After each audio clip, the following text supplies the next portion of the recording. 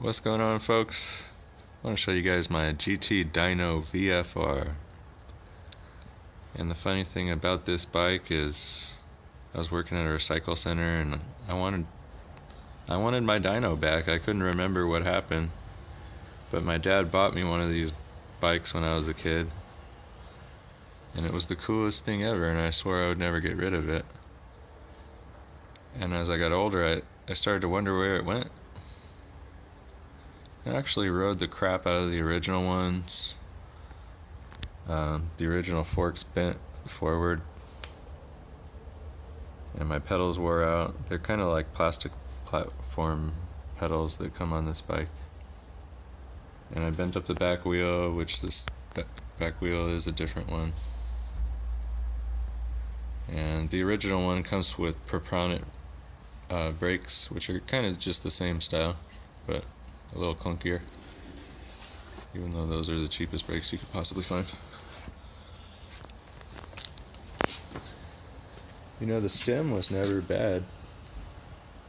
That's probably the only alloy part on that bike. This whole entire bike is made of mild steel. It's ridiculous. This is seriously the heaviest bike ever. The wheels, super heavy. That's not the original wheel, but that is. I mean, what was cool about it was those hubs. They were rebuildable. You could take them apart and grease them back up, put them all back together. Those were alloy, but the outer rims were so heavy. This is a real classic bike from GT's glory days. And they were all high quality back then, every single one of them. This is the lowest model on the line, and look at the TIG welds on it. Just incredible. And of course, I have appreciation for the other bikes of the era. You know, I have a box series right here.